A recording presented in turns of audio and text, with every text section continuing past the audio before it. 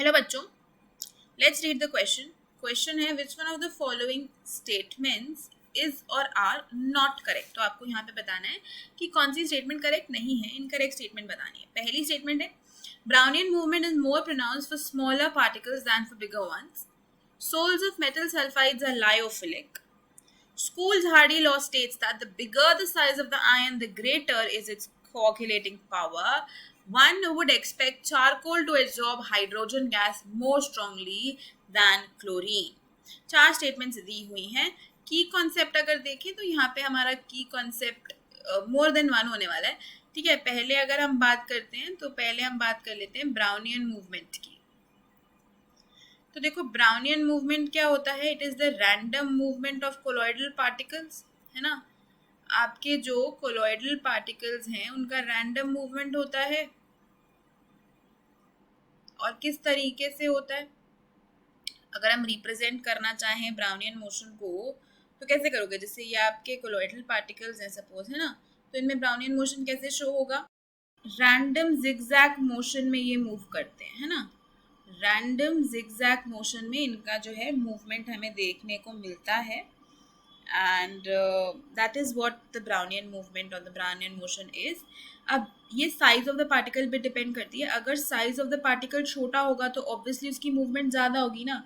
अगर size of the particle छोटा होगा तो वो ज़्यादा इजीली मूवमेंट कर पाएगा, ज़्यादा इजीली मोशन कर पाएगा, भाग पाएगा, इधर इधर से उधर ज़्यादा जिगजैग पैटर्न में मूव करेगा। तो अगर पार्टिकल साइज छोटा होगा तो ब्राउनियन मूवमेंट जो है वो ज़्यादा होगी, ब्राउनियन मोशन ज़्यादा होगा, राइट। तो ये वाली स्टेटमेंट तो हमारी करेक्ट है। ये वाली स्टेटमेंट हमारी ट्रू हो गई कि ब्राउनियन मूवमेंट जो है वो मोर प्रोनाउंस्ड होने वाली है स्मॉलर पार्टिकल्स के लिए, क्योंकि वो ज़्यादा भाग सकते हैं। ज़्यादा भागेंगे तो ज़्यादा रैंडम मोशन होगा, ज़्यादा जिगजैग मोशन हमें देखने को मिलेगा। अब बात करते हैं हम, अगला हमारा की कॉन्सेप्ट जो यहाँ पे निकल के आएगा वो है लायोफिलिक सोल्स। लायोफिलिक सोल्स की बात करते हैं तो ये होती है लिक्विड लविंग सोल्स, है ना। ये क्या होती हैं? Liquid loving sols. मतलब ये अट्रैक्ट करती हैं सॉल्वेंट को या लिक्विड को। तो जो आपका डिस्पर्स्ड फेज होता है, डिस्पर्स्ड फेज और डिस्पर्जन मीडियम होता है ना आपके कोलॉइड में, जो फेज, जो पार्टिकल्स डिस्पर्स होते हैं वो डिस्पर्स फेज में आते हैं और जिसमें डिस्पर्स होते हैं वो डिस्पर्जन मीडियम होता है। तो डिस्पर्स फेज और डिस्पर्जन मीडियम के बीच में स्ट्रॉन्ग इंट्रैक्शन होता है। इवन डिस्पर्जन मीडियम एक लेयर बना लेता है डिस्पर्स फेज के ऊपर, राइट।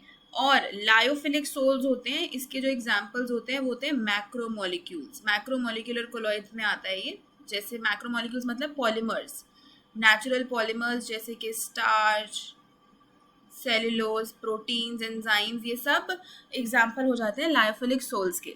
जबकि अगर हम बात करते हैं कि मेटल सल्फाइड्स हैं या आपके पास मेटल हाइड्रोक्साइड्स हैं, ये सब जो एग्जाम्पल होते हैं ना, ये लायोफोबिक के एग्जाम्पल्स होते हैं, लायोफिलिक के नहीं होते। तो ये वाली स्टेटमेंट हमारी फॉल्स हो जाएगी। अब देखो, हार्डी स्कूल्स रूल के अकॉर्डिंग, अब नेक्स्ट जो हमारी स्टेटमेंट है वो हार्डी स्कूल्स रूल के बारे में है। तो हमारा नेक्स्ट कॉन्सेप्ट जो हम डिस्कस करने वाले हैं वो हार्डी स्कूल्स रूल होगा। तो देखो, हार्डी स्कूल्स रूल के अकॉर्डिंग क्या होता है? जितना ज़्यादा चार्ज होता है ना आयन पे, जितना ज़्यादा चार्ज होता है आयन पे उतनी ज़्यादा उसकी कोगुलेटिंग पावर होती है। तो कोगुलेटिंग पावर को मैं CP से रिप्रेजेंट कर रही हूँ।